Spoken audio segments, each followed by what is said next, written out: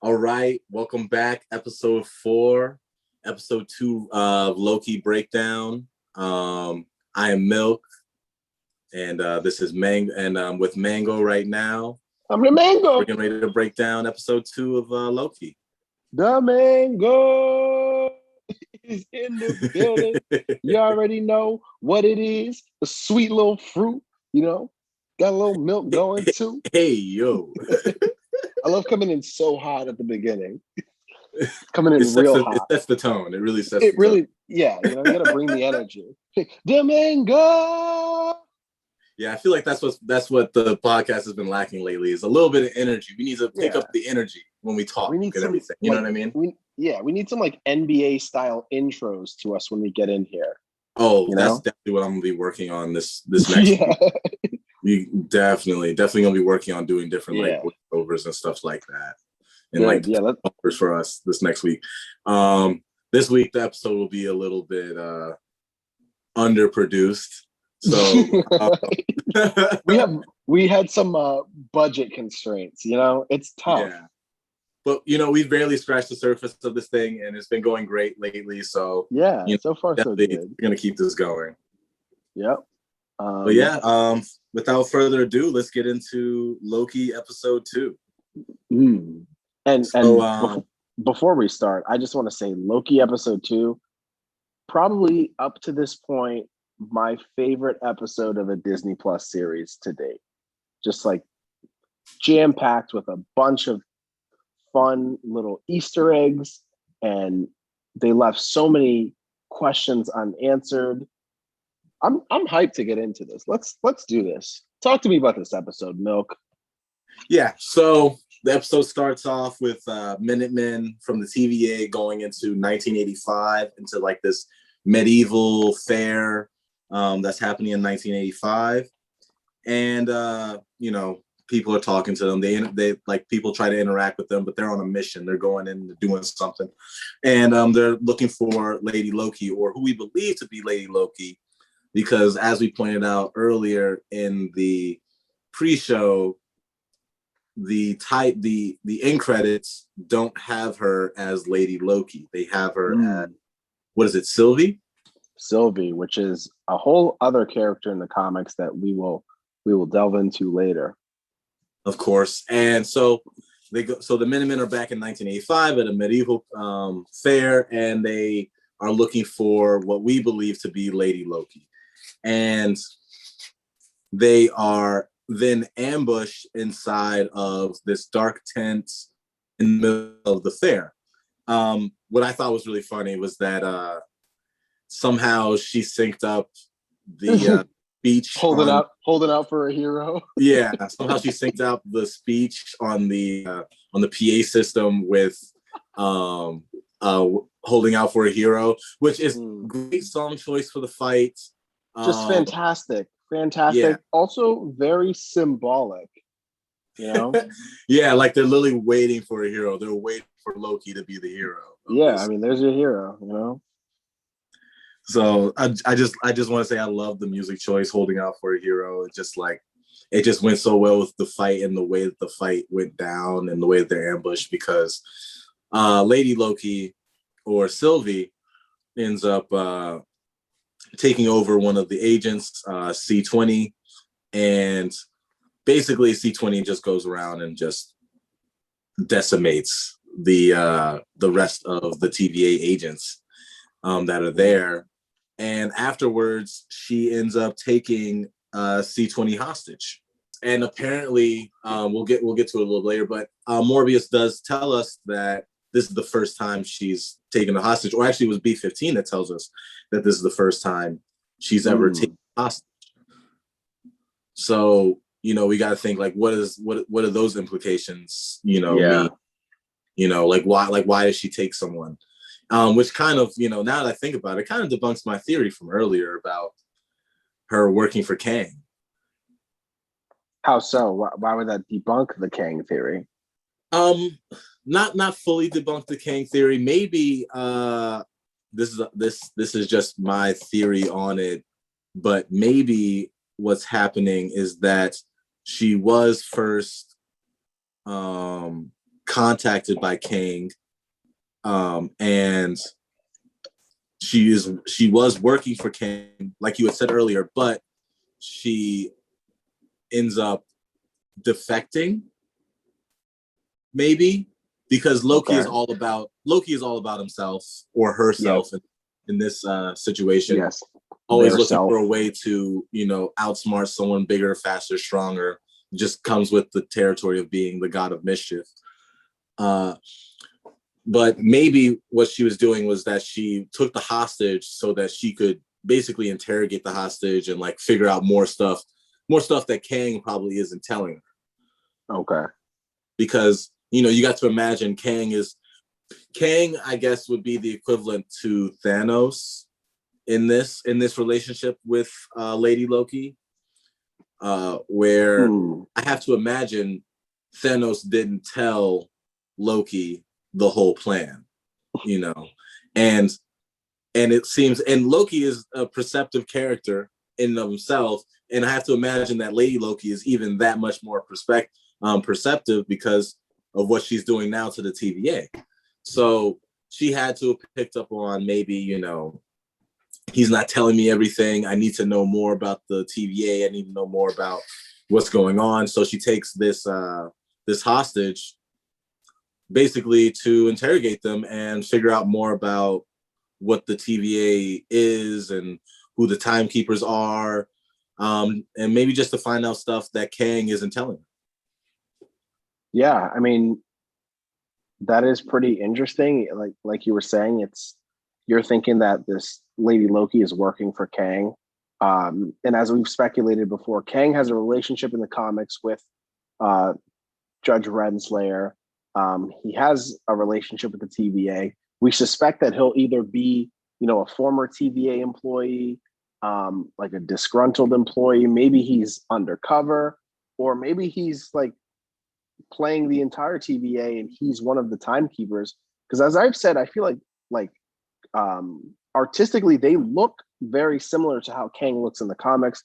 So that remains to be seen. But in some way, Kang's going to have something to do with this. It's time travel. It's the TVA. He's bound to have a role somehow. But yeah, I mean, I love that idea of that. Maybe in the same way that our Loki was working for Thanos, this variant of Loki, this Lady Loki, is working for Kang. But I don't know. In terms of taking the hostage, I feel like maybe it was just like her putting some fear in the TVA's hearts, like letting them know, like, I'm not just here, ambushing you and then running away. Like, there's a plan I'm putting together, and it's not for the weak of the feeble-minded, the weak-hearted. It's gonna do some damage. It's gonna stir some shit up, and I think that was kind of just her playing with them and just like toying with them, and staying one step ahead. I think she knew all along that they were going to end up where they ended up later in the episode, where her plan was finally revealed. Like, they made it seem like, oh, we might have the jump on her. Maybe our Loki is going to get, have an advantage. But like you just said, like, our Loki is smart. He's conniving. He's, manipulative. I feel like the Lady Loki character that we're seeing is all of that, like, times 100. So maybe it was just her, just messing with them, saying like, haha, I took one of yours, and now she's all messed up in the head just for fun. Yeah. I mean, I definitely feel that, but at the same time, when they found C-20 and she was huddled in that office, she told them that she told her everything, like how to That's find true. Yeah. papers and everything like that. Which, I mean, which was information that our Loki was going after while he was in the library, and it's just, I guess it almost seems like this parallel between the two of them, where like she will go after it like ruthlessly, like she's going after the information ruthlessly, whether it's privy to her or not, like she's going to get that information. Whereas our Loki, we can see that he's gone through some of that character development where he's becoming more honest, where he's becoming more like a hero. Yeah. And he goes by getting that information.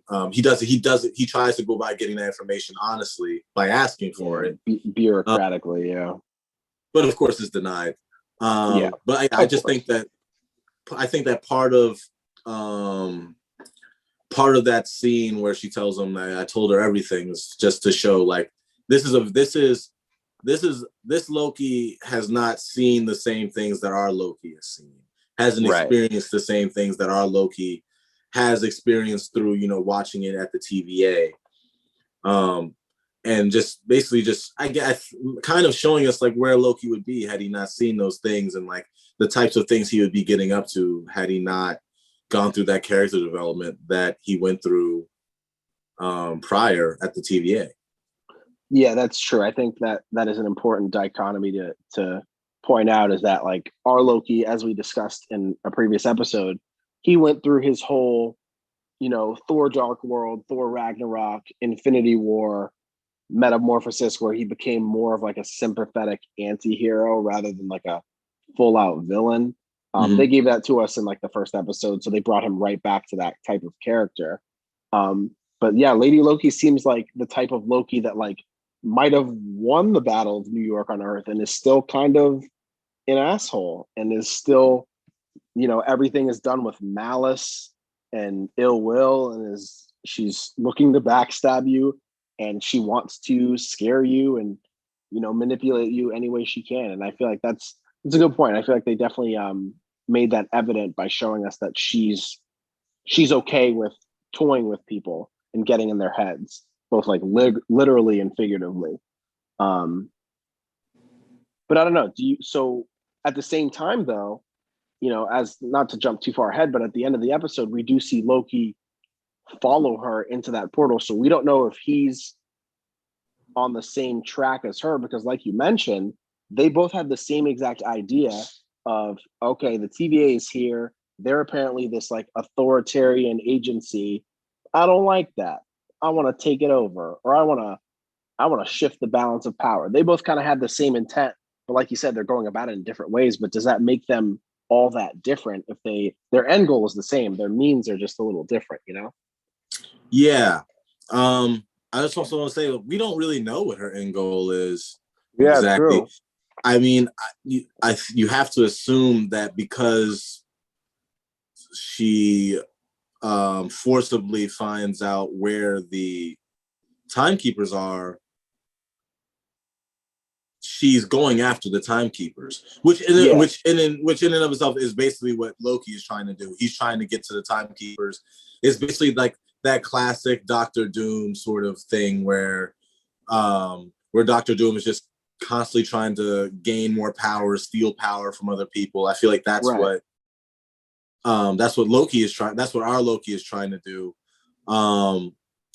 But I think that he definitely doesn't know all the things that the Lady Loki does. And I think that Lady Loki knows a lot of what she knows because someone she had to have been taken in by an agent, and that agent had to have been extremely, extremely, extremely knowledgeable about the TVA, because how else would she know that there's a zero variance energy at apocalypse at apocalyptic moments in history?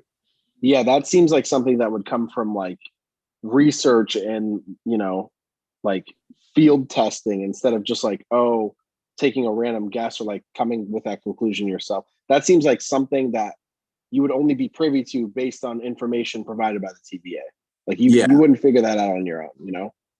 Yeah, and I think that there's also another parallel between Kang and Loki and Morbius and Loki, or I should say Kang and Lady Loki and Morbius and Loki, because we see, you know, Morbius is the, you know, the like from purpose for the show, he is the TVA agent. You know what I mean?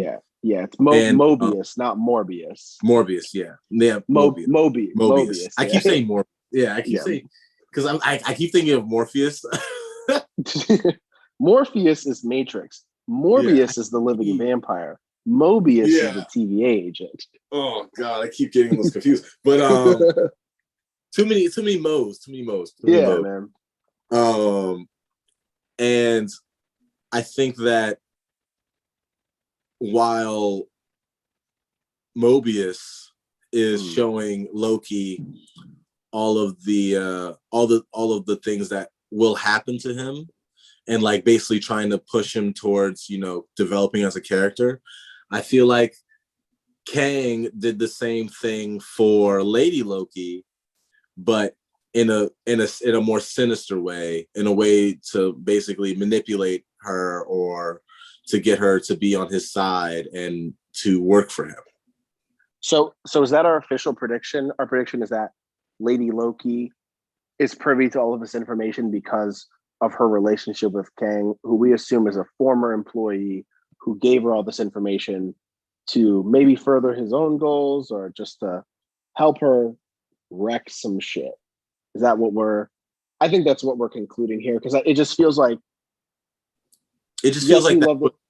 that's where it's leading to, Yeah, it just feels like it doesn't seem like there's any way that she could have all this knowledge about the TVA and how it operates and how the timeline can be affected based on variance energy. It feels like that could only come from the TVA, and she has to have some thread to the TVA. So it could be Kang, it could be, it could have just been her when she was captured by them and maybe she escaped or something. But yeah, there's got to be some thread between her and the TVA, and Kang is the most likely common denominator there, and that's the one I want to see the most. I mean, yeah, he's an awesome villain. Yeah, so I think that, I think my prediction for sure is that that Sylvie or Lady Loki is working for Kang the Conqueror, or was originally working for Kang the Conqueror at least, and that at the end of this season, we're gonna get an end credit scene with not Sylvie, but with Kang the Conqueror. That'd be great. I hope, and I do really think that they'll have an end credit scene with Kang the Conqueror, because they've been for at least the last 2 episodes, and I'm pretty sure it's going to continue through the next 4 or 5, that they've been referencing Kang the Conqueror. Like, they've been making heavy references to Kang the Conqueror, like heavy-handed references. You know what I mean? So? Especially in episode 2. And we'll get to that part where they're talking, they're talking about the other analysts later, but they definitely have been setting up the reveal of Kang the Conqueror, and plus we already know that he's coming in Quantumania, or Quantumania or whatever, and and Kang is one of those characters where it's like, if you don't set him up to be really big and bad, then you kind of do the character a disservice. Yeah, you're wasting him if you don't give him his due, Yeah, like, I feel like there has to be an end credit scene at the end of all of this that shows us Kang, or at least shows us concrete evidence that Kang was working with the TVA. Yeah, or that Kang had something to do with what we're seeing. Exactly. So, I mean, because that's what they did with the first Avengers movie. Yeah, but I mean, this isn't a movie, so are they gonna go out on a limb and set that up? Because they've been pretty conservative in these shows thus far in terms of how strongly they want to connect these narrative threads from the shows into the movie plots. Like they were very, very, they were very timid on bringing in Doctor Strange into WandaVision, even though it would have made so much sense. Yeah. I think they want to save a lot of those big plot points, a lot of those big reveals for the movies, but then that kind of shortchanges the shows if you set up so much, plot equity with like certain narratives from the comics that we expect, or certain characters that we expect to see, and they don't show up. And we've talked about that before. But I agree. I mean, like Kang just seems like a no-brainer. He doesn't have to be the big bad of the show. He doesn't even have to have a role in the show, but I want to know that he's here and that his relationship with the TVA and all of the, all the information we know about Kang from the comics I want to know that that's related to what we're seeing on screen. Yeah, because I mean, again, Kang is just such a huge time travel character villain in Marvel that it almost seems like they're cheating us by not giving us concrete references. You know what I mean? Like for sure, this is him. He's doing this shit. He's behind the scenes. And he's a bigger bad than we've seen in a long time. Yeah. Yeah, he'll be here. I just don't know when and I don't know how, but he'll be here eventually. Yeah.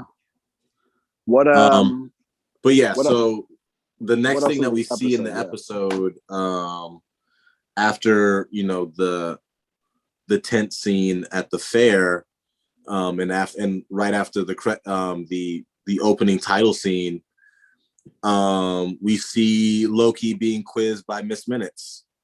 And we were talking about that earlier about Miss Minutes being alive, but also being a AI sort of technology, almost akin to Jarvis. Yeah, like an AI that can interact with you and speak to you in real time and has like seemingly unlimited number of responses and interactions. Which like it again, it's just like, what even is Miss Minutes? Why? Yeah.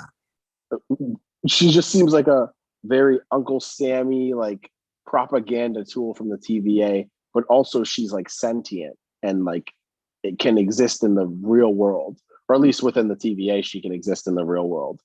Imagine. And then she just go ahead. Oh no, I was gonna say she just like jumps back into her little computer, like she's like the paperclip on Microsoft Word. Like what? Yeah, like and that almost, and like I always felt like the paperclip on Microsoft Word was always watching me. So like now I'm thinking like yeah, exactly. It's like Big Brother, basically always watching the TVA agents. Yeah. Being like the timekeeper's eyes and ears inside of their own organization. Because she's on like there's a Miss Minutes button on their little like time pad, whatever it's called. There's a Miss Minutes button on the elevator. She's the first thing you see when you walk into like the lobby to go get like your ticket. Like she's everywhere. There's a big statue of her outside. So like she's clearly very important, and I'm glad they're not wasting Tara Strong's voice because she's doing a fantastic job. Oh yeah, Tara Strong is an amazing voice actress. Yeah, but it just seems like, what is what is the point? Yeah, like Miss Minutes definitely is, I feel like more important than what we may at the surface see her as. Yeah, like I can totally imagine some scenario where like Loki finally makes it to like the vault of the timekeepers where they stay or whatever, and then like a giant holographic Miss Minutes just like slams down from the ceiling and is like, you cannot enter here. Yeah, it needs to defeat Miss Minutes. That's the pre-boss battle. Yeah, exactly. She's the Bowser Jr. before he gets to Bowser. Yeah, literally. So and in his being in during the scene too, he's also being on what Nexus events are. Yeah, he's doing his little training. Good for him. Yeah. Good for Loki, absorbing knowledge. Yeah, and we even see later when in the next scene where they go after Lady Loki or Sylvie is what they're calling her in the credits. Yeah, I'm comfortable calling her Lady Loki for now. Yeah, because we don't really know. Yeah, we don't really know. They could be calling her Sylvie because Sylvie is the name of the person that Loki's spirit inhabits now. Yeah, exactly. Who knows? And maybe this Sylvie person retains some of her own personality, and that's why she doesn't like being called Loki. Yeah, exactly. It's yet to be seen why, but yeah, exactly. But also in this scene, we do see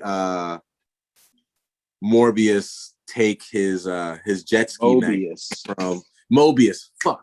Mobius take his jet ski magazine from Loki, which I've been thinking about a lot about his response on why he loves jet skis so much. Well, he says it. It's because it's the perfect union of form and function. Yeah, but I know why he said it, but I'm trying to think about like why are the writers make him talk about, you know, this, or is it just a way to like ground him in like humanity, you know, to make him seem more human? That's the question. Well, I'll say first, it definitely seems like a very foreshadowy way of telling us that at the end of this season, if everything goes okay, we'll get to see Owen Wilson riding a jet ski. And I think that's what we're really working towards in this show. Owen Wilson on a jet ski. Well, I mean, isn't that what we've all wanted for years? I don't see any other reason as to why they wrote the show besides to get Owen Wilson with a mustache on a jet ski in a full suit. Full suit. He has to be in his TVA suit the whole time. Exactly. Yeah. His earth tone, sand brown suit. Like just I just down want the California coast. I kind of just want a full episode just about of him just doing things on Earth that he's always wanted to do, like eating like eating certain foods, doing certain things, you know, like jet skiing. He can even go like, you know, parasailing or something. I don't know. Something else. No, yeah. But like going to a football game or something like that. Go see the running of the bulls. Like, let the man live, you know? Yeah, literally just like put him in just different scenarios of like just in like human life and culture, and just let Owen Wilson be Owen Wilson, please. That's what you want, an Owen Wilson montage on Earth? Yes. Full episode, full hour of just him doing things. Just a full hour. And I want Loki to be a part of it. Like Loki is like the annoyed best friend that like has to go and spend all this time with him. You know what I mean? So like that's what I really want. But I did think that Mobius and his jet ski magazine and his, I shouldn't say his not his infatuation, but his interest in jet skis may also be more significant than, you know, we're giving it credit to being. I mean, it seemed like a very deep thing that he was talking about, where he's just talking about humanity and like and stuff like that, and it kind of almost makes me think about his questions to Renslayer. So that conversation felt like there was a lot to unpack that was more than just, you know, what we were hearing. Like, it felt like there were layers to that conversation that we won't get answers to until later in the series. Because I think it was a revelation to all of us that he has not met the Timekeepers, which means, as far as we know, no one has met the Timekeepers, probably besides Renslayer. And that just seems sketchy. So that all of a sudden puts their existence into question. And Renslayer, as we talked about in the pre-show, we were talking about, she was mentioning, like, you know, you keep leaving those rings on the table. And he was like, I don't remember. Must be your other analyst or something. And they kept bringing up this other analyst. And so it begs the question, who is this other analyst? Is it another Mobius variant? Is it potentially Kang, who's not yet Kang? Is it just some random? I don't know, but like it just seemed like that conversation was trying to tell us something, but we're not supposed to figure it out yet. We don't have enough information.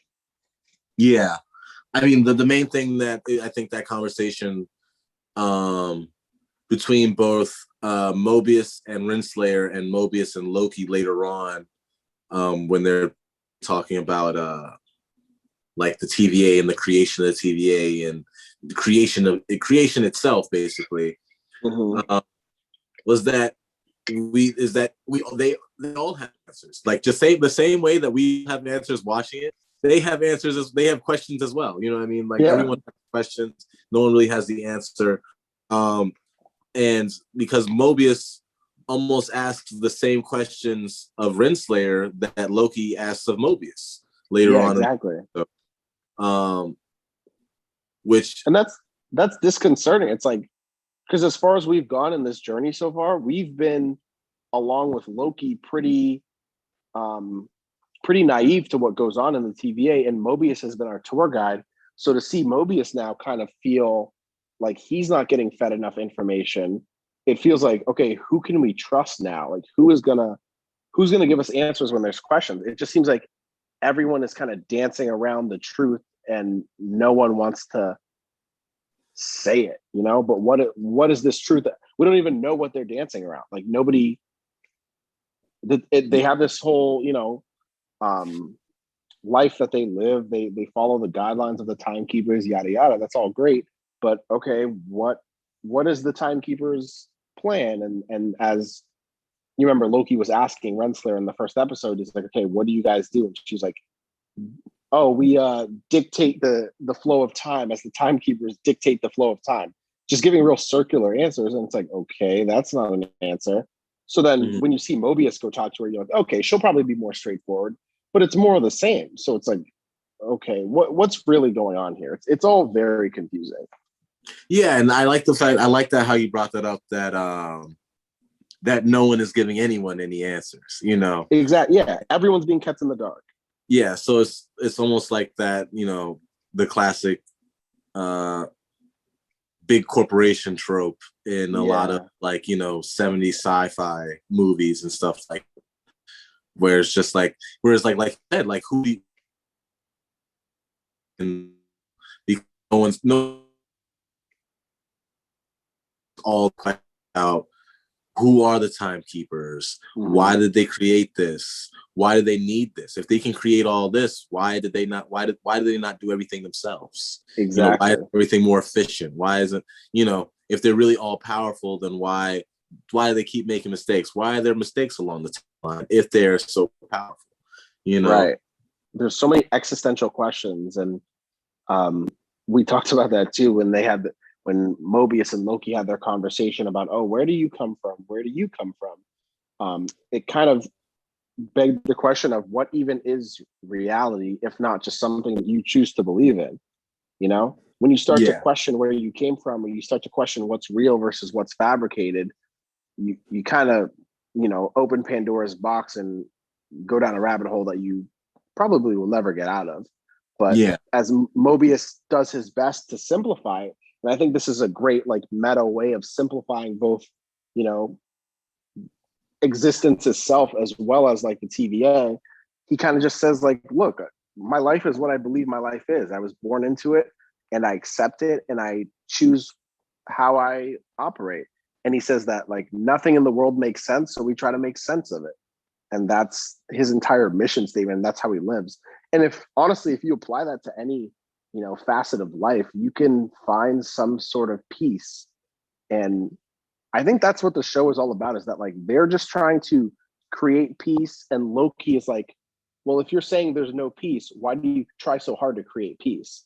And as the god of mischief, as this agent of chaos, he is the antithesis of what the TVA exists to be. And his variant, the Lady Loki, she's even more of that. And it's been so cool watching them combat each other, both in conversation and in practice. Because I thought it was so funny too in the first, when they go back to that the little Renaissance fair or whatever in 1985, and Loki, he almost gets them with his little ruse of I know exactly how I would think. And he's trying to play them and get them to bend to his will. And it's just funny seeing them, butt heads and come at odds with Loki's constantly trying to play his game. He's constantly trying to flip everything on its head. And the TVA in real time is always trying to be okay, Loki, you can't do that. Nope, sorry. Nope. You got to tell the truth. No, we know what you're up to. Stop trying to play games. And it's who's going to win this battle? That's what I'm anxious to see. Who's going to win? Is order going to win out, or is chaos going to win out? Yeah. And I also think that part of the reason for that little, monologue about, wolf's ears and wolf's teeth and stuff like that. Mm-hmm. I feel like part of it was a lot of like misdirection, and also a lot of it was just further character development for him. Just like, like before when you were talking about how in the first episode they did a lot of character development for him, so that going forward we won't have to be so heavy-handed with the character development and exposition and stuff like that. And I think that this is part of it, not being part of the character development not being so heavy-handed, because we see that he's still trying to get one over on them. He still doesn't get it. You know what I mean? That there's nothing he can do or say to get over on Mobius, and I think he's still learning that. And I think that by the end of this episode, he's kind of like come to grips with that. It's just like, I can't trick anyone here. They all know what I do. Like, what I mean? Like, they've all seen my entire life. So they know how I think, they know how I operate, they know what I'm going to say. So I think at that point, he's by the end of the episode, he's just like, I might as well just comply.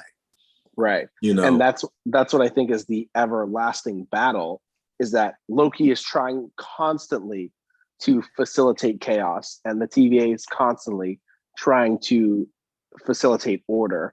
And I mean, he's trying it much more sparingly now than he did in like the first episode, but they're now hunting someone who seems to be even more chaotic than our Loki. And that honestly seems like it's going to, it might bring out the chaos back into Loki, because again, as we see in the end of the episode, he follows Lady Loki into her little portal, presumably to do whatever Loki wants to do. And that's his mission statement, is I'm going to do what I want to do as much as I want to do it, whenever I want to do it, because it benefits me. And screw you if you think otherwise. And I think he's slowly starting to assimilate to like the TVA and realizing how formidable they are.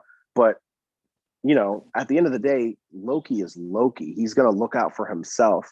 And he's only so sympathetic, He only had so much character development. Like we saw constantly in Thor, in Ragnarok, in the Dark World, like in all of them, we constantly saw Loki seem like he was redeemable and then immediately turn and do something completely backstabby. So I think that's still in him. It's just he needs Lady Loki to bring it back out of him. Yeah. And I mean, and I think that's what's so interesting about him going into the portal with Lady Loki, because we generally don't know what he's gonna do or what his plan now is, because now that Lady Loki has basically shot down his plan, he's like, oh, that's not gonna work. Like, what's better than running the TVA? What's better than running all time? What's better than being in charge of all time? So now I feel like we're gonna get a very curious Loki next episode. Yeah. And a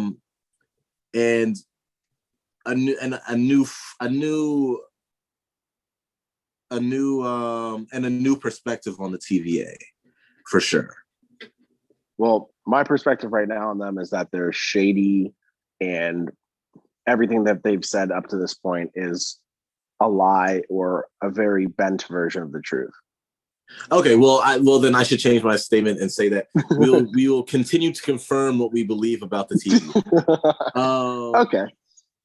Yeah, so I think she's gonna tell them a lot of different stuff about the TVA, because this is the third. Tomorrow morning is gonna be the third episode. Yeah, we're gonna hit the halfway point. And there's 6 episodes. Yeah, we're hitting the halfway point for this season. So I feel like there's got to be some sort of little reveal that leads into the end of the season. Yeah. So I think we're gonna learn a lot about the TVA in the next episode, just based off of the pictures from the set that we had seen before the show even came out, with Lady Loki and Loki sitting next to each other, seemingly having a conversation. Yeah, on like a fallen moon or something. Yeah. Yeah. Um, so let's get into that aspect of it because we haven't really talked about the second half of the episode. So just to quickly recap, obviously Loki's little plan at the Renaissance Fair doesn't work. They go back. There's a lot of exposition, the conversation between Mobius and Renslayer. And then Mobius basically assigns Loki the job of figuring out an actual clue to lead to Lady Loki, who they don't know is Lady Loki at this point. He ends up finding it in like some old documents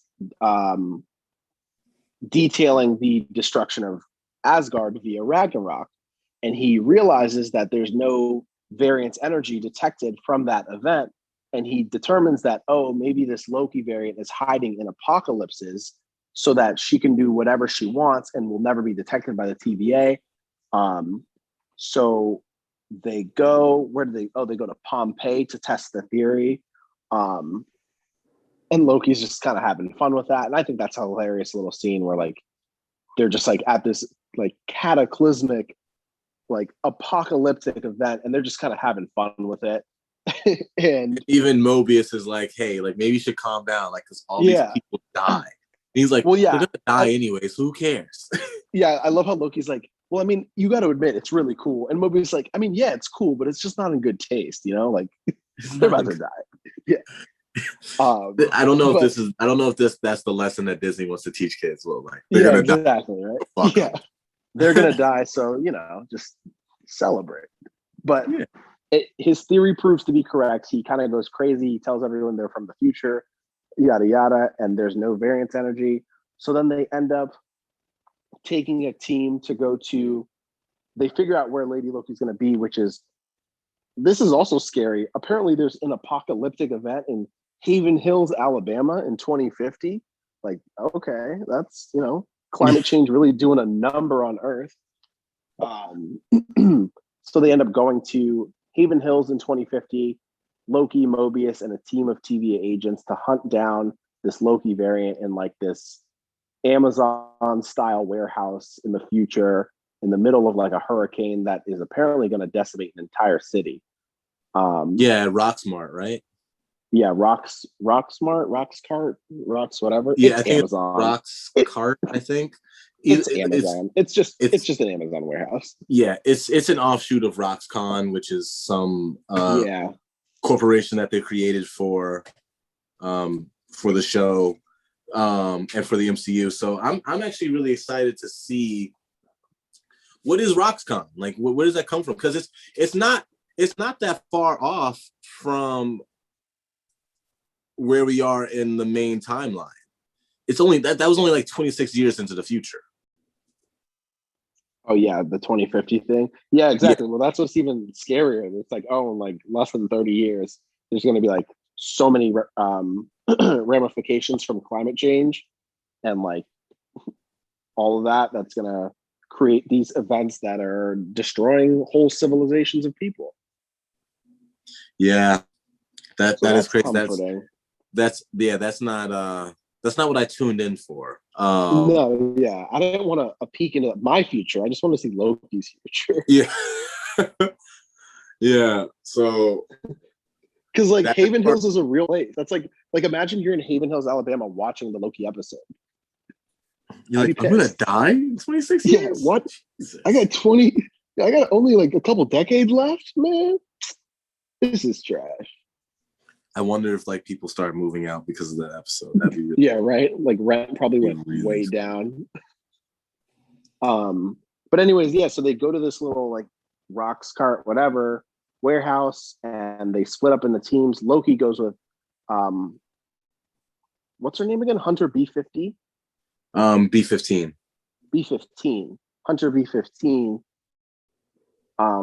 Who, of course, gets brainwashed by our Loki variant, and they have their little conversation. And the way she gets taken is so funny because remember they encounter this one guy who's shopping for flowers because it's a hurricane sale. Yeah, azaleas are half off. Like what? Like that was just so funny to me. I thought that was so funny. And it was just so obviously not a real person because like everyone's in the shelter trying to get away from the storm, and this guy's just in there buying plants. And like like come on. And, azaleas in the middle of a hurricane. Like, come on. Like really? And B-15 just walks up to him and just immediately gets taken. Yep. And so that's like the first scene that we see of well, we saw it early in the intro to this episode, but that's just another example of like these Lokis are not all the same. They don't have the same powers. And as we find out in the end of the episode, they don't look the same. They, they come from different realities. And so they all operate differently. And that I think is what's going to be so cool is seeing two versions of the same personality with different goals coming at odds with each other. And as they have their little conversation, like you were saying earlier, Loki tries to convince Lady Loki to join him as his lieutenant. And Lady Loki says, after 8 to 10 seconds of consideration, I refuse. And I'm just like, oh, that's so snarky. 8 to 10 seconds. Come on. Yeah, no, that conversation that they had together, it was definitely interesting just because it was two Lokis working together, but I mean not working together, but in conversation together. But at the same time, you always saw that Lady Loki was the one in control. Lady Loki was the one dictating. Yeah. She was in control, and she was literally in control, like of different people. And then she was beating Loki's ass. Yeah, like she's literally the superior Loki. Like, Yeah. Which is a big shot to our Loki's pride, because he really thinks he's the superior. Like that God complex does not stop ever. No. He still 100% believes that he is the Loki. Yeah, and then also need to talk about what exactly happens to these people after their minds are taken over by Lady Loki. And it almost kind of reminds me of the way that people freak out when they come out of being controlled by Wanda, actually. Yeah, when it was a little reminiscent in Age of Ultron. Yeah, so it's almost and in WandaVision, when Wanda controls their minds, see all of her nightmares. Oh yeah, true. When she was controlling the whole town, they were saying, "Oh, we felt what you felt. We, saw what you saw." Like it was very, like, real and like visceral for them. Yeah. And it seems like Lady Loki kind of has that power too, of like maybe she's projecting all of her hate into them, and that's what they're feeling when they come out of it. Or maybe she's making them see like some sort of apocalyptic future of her own where she is in control of the timeline and everything is chaos, which is exactly what TVA agents don't want to see. And that's what's shaking them to their core. But yeah, it was like very, very interesting that's the effect that she has on all these people she's controlling. Yeah, I can't wait for them to answer that in the next episode in literally like 5 hours. Yeah, exactly. Yeah, I can't wait for them to answer like what is she making them see? What did they see? What happens to them when they're under this trance from Lady Loki? Yeah. Which I think is going to be really interesting for them to true. Also, during the fight scene between that really big dude that Lady Loki was taking over and Loki was really funny, just because they make like this little Mjolnir reference when he reaches back and uses his telekinesis to grab the Roomba. So that's pretty cool, because we've never seen Loki do that before. So that's we've never seen him use telekinesis before. That was very new. Yeah, that is very new. So maybe she's like unlocking his powers. Who knows? But yeah, so then after their little fight, she finally reveals herself to be Loki in a female body, and it's a big deal and it's crazy, but it's all overshadowed by her plan, which is taking all of these. She releases all of the reset charges that she had strategically placed all over this store, and they all go through portals to different points in time, and we get a bunch of Easter eggs to locations in the MCU on the Hmm. TVA agents little like timeline TV. We see Ego, we see Titan, we see Hala, we see Earth, New York. I think Tokyo, Japan was on there. They showed, I believe Xandar was one of the places that was being Yeah. affected too. And the timeline is just going to absolute mayhem. And then she leaves in one of the portals. And before Mobius and B-15 and another agent can catch up to Loki, he disappears through the door with her. And that's the end of the episode. A great cliffhanger. Oh yeah. Because again, like we don't know what he's gonna do when he walks through that door. Because like, Yeah, I mean, I have some ideas on like what they may try to do with him, but like then again, it's just like I don't know because like Loki is still unpredictable. He was unpredictable in this last episode when he just straight up lied to the TVA agents inside of the tent at the beginning of the episode.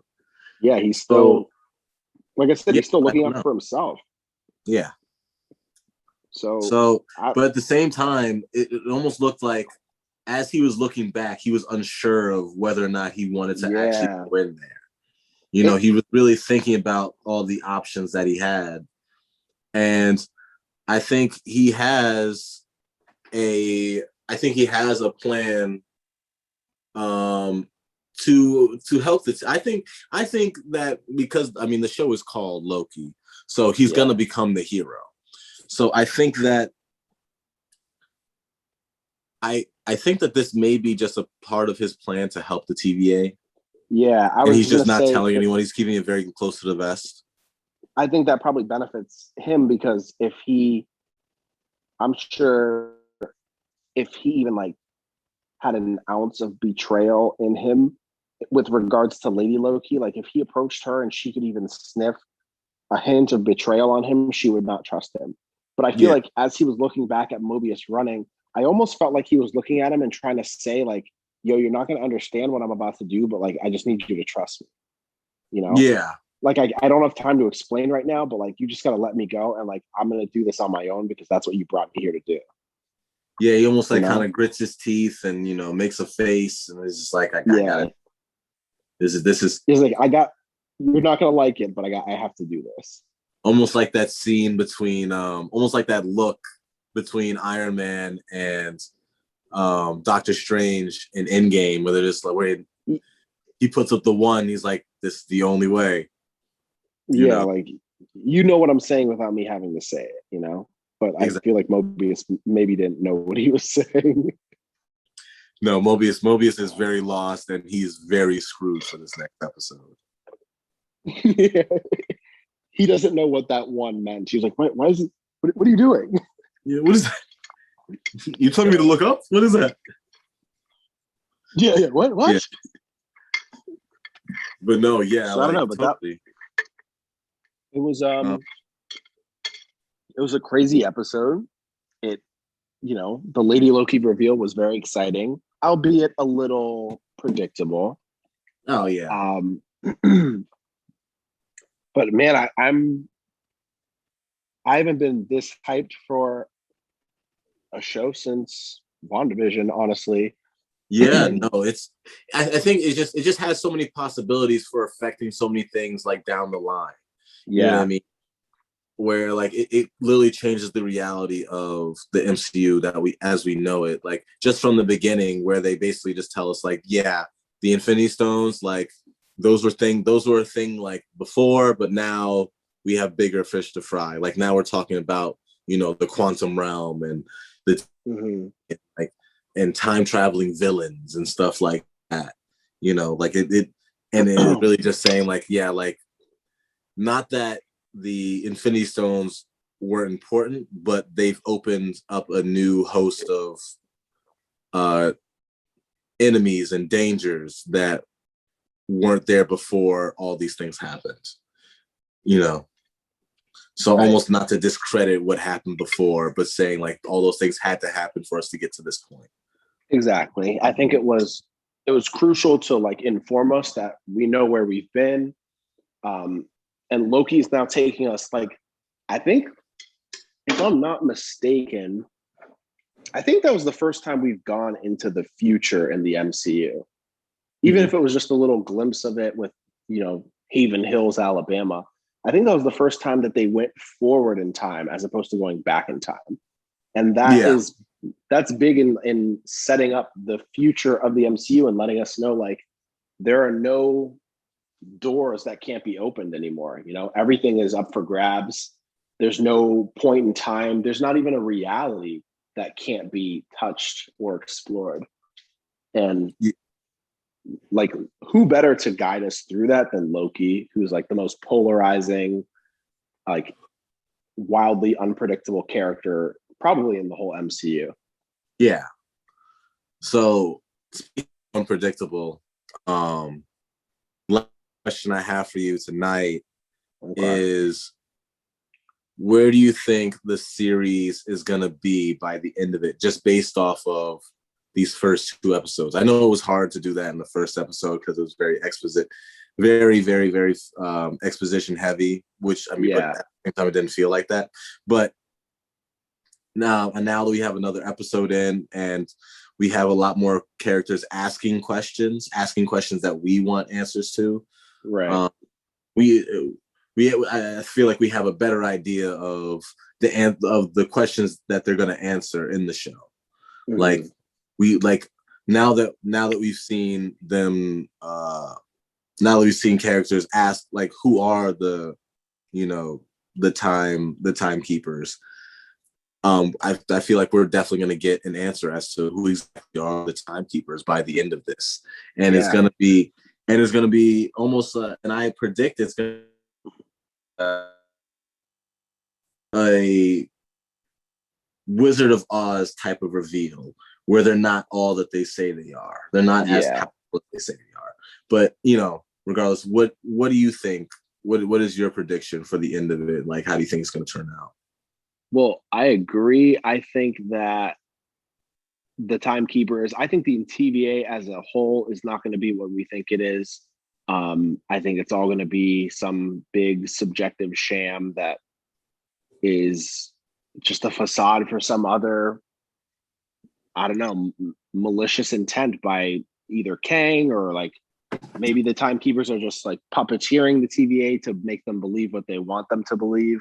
But I will say that my prediction for the end of the show was that the timeline was going to be in shambles. I didn't think they were going to do it in episode 2, where she just bombs the timeline and everything is in chaos. So honestly, I don't know how it's going to end.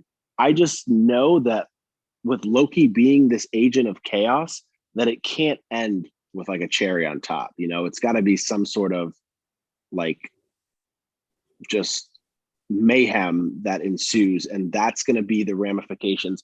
I feel like there's going to be some sort of multiverse expansion. Like they talked about, there was a multiverse and then it all got brought into the sacred timeline. I think maybe by the end of the season, they're going to realize that the sacred timeline is a scam and that they can do whatever they want. And that's going to create a bunch of branch timelines. And that's going to be how we get our alternate realities. Yeah. I do. And I mean, like, that makes a lot of sense, because the creators were saying that this is going to directly lead into Spider-Man and the Multiverse of Madness. It could do that. Yeah. And like there's been all those memes on social media that I've been seeing, at least, that basically depicts, that basically parallel the next the next 2 movies that they're coming out with, that we're waiting for, Spider-Man and Doctor Strange. And it also has WandaVision in there, where it's like talks about Nexus level events and and like when they get too far outside of when they redline, and then like the calamity of it all. It's like, so it starts off with WandaVision, starting off this Nexus level event, then Spider-Man does something, and then by the time we get to Doctor Strange, just the whole multiverse is going to be in disarray.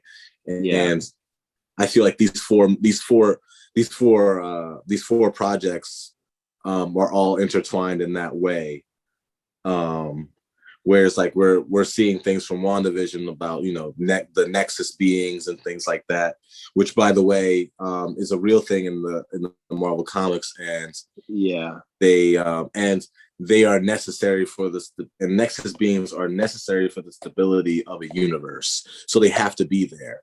But like the TVA and the Timekeepers, their job, I say in quotations, is to basically keep those Nexus beings in check, make sure they don't go crazy and do something that is outside of the sacred timeline.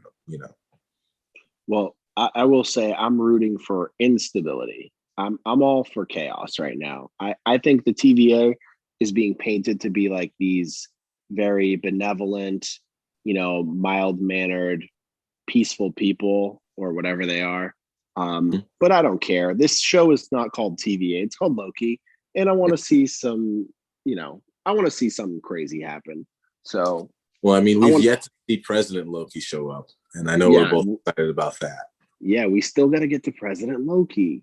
We still got to see there's so much stuff from the trailer that we haven't even seen yet. So, which we may get in another 4.5 hours.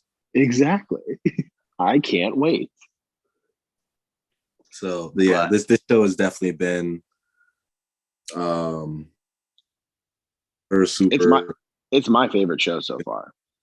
Yeah, it's definitely mine as well. Because it just gets so crazy. Like when you involve time travel in alternate universes, things just get so crazy, so interesting. Like that's why I'm so excited for the What If series. To see like what they do with that, and because especially since I have an idea of like what they're gonna do with it and how they're going to basically create their own multiverse Avengers team through the What Ifs. Though the Watcher is gonna be doing that. Yeah. So yeah, like a lot. I feel like I'm very excited for the future of the MCU, especially just based off of this show, and just based off of just the tone that they're gonna be taking with a lot of just the time travel and multiverse aspects of it. I feel like a lot of this is setting up what they're going to be talking about in the movies as well. Just not even like plot points in the movie, but just logic in the movie, just world building for the movie. Yeah, exactly. Where they were talking when they were getting ready to go to 1985 for the second time with Loki, they talked about how variants can differ in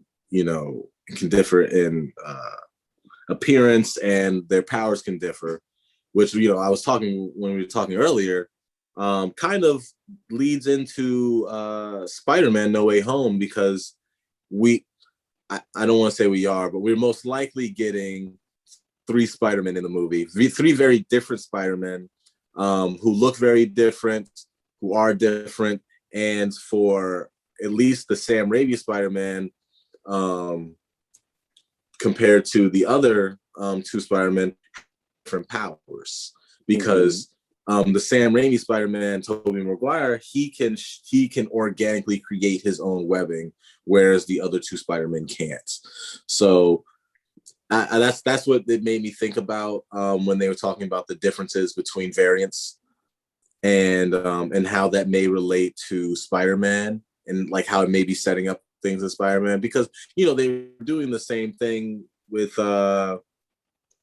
Captain America and the Winter Soldier, which is something you pointed out that they were doing, is that they're basically setting us up for the idea of enhanced humans in that show. Yeah. And now with this show, they're almost setting us up for the idea of variants and alternate timelines and the multiverse and things of that nature. Yeah, and I mean,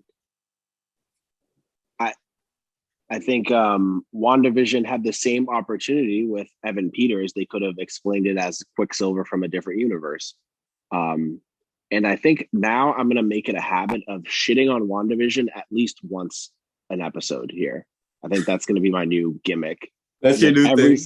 Every single podcast, I'm going to say one negative thing about WandaVision because I'm just so scarred by that. But yeah, like that would have been a perfect opportunity for them to say, hey, this is just Evan Peters from a different universe and he has different powers slightly and he looks different and that's that on that. And we'd be like, okay, that's cool. And just like they said with Loki and just like you just said about like enhanced individuals in the MCU versus other realities within the multiverse, like it's so easy to explain, so. But yeah, I'm going to shit on WandaVision every single episode, just every single time. I mean, they completely torched our expectations. Torched them. They torched them. Literally torched our expectations. They left us for dead. Literally, and I can't forgive them for that fully, Yeah. So, but yeah, this has been a great episode, Mango and Milk. As always. Until next time. I can't wait to watch this episode, man. I can't wait. Yeah, no, I feel like this one came out really well. Yeah. We talked about a lot of cool stuff, and I'm really excited for this next episode in literally about 4.5 hours. Yeah. So yeah. So I think this way that we're gonna do the show from now on, we're gonna do a lead-in to the new episode. Yeah, that works for me. Shoot. Yeah, so basically refreshing people on what they missed and all the Easter eggs that they missed in the last one. And leading them into the next episode. Yeah. Almost like a recap show. Well, I won't keep you much longer. Let's grab your Red Bull. It's gonna be a long night. Yeah. For episode 3, man. Yeah. And Caleb's coming over too, so be able to watch. Yeah, the homie. Shout out the homie Caleb, man. Shout out Caleb, that's the guy. Shout out the Germ. The Germ, man. If y'all don't know KG, man, that's a dog right there. Top 5 people on Earth dead or alive. Should probably do an episode this week with him. But that's what I was thinking. Because we're all going to be in Boston. I was like, why don't we have guests? I mean, it's it's like budget constraints, of course, but we got to talk to the producers about this. Yeah, we need a better budget. We need to go to the network. Yeah, we got to go. We're going to go to the network. All right, man. All right. This has been a great episode. Yeah, our best one yet. I agree. It's let's bring the energy. Mango and Milk. Yeah, we really brought the energy this episode. I'm excited for the next episode of Loki and subsequently our next episode of Mango and Milk. And until next time, stay beautiful. Yeah. Stay gorgeous. I'm gonna holler at you, man. All right, bro. I'm gonna holler at you too, man. Have a good night. All right, you too. Peace. Peace.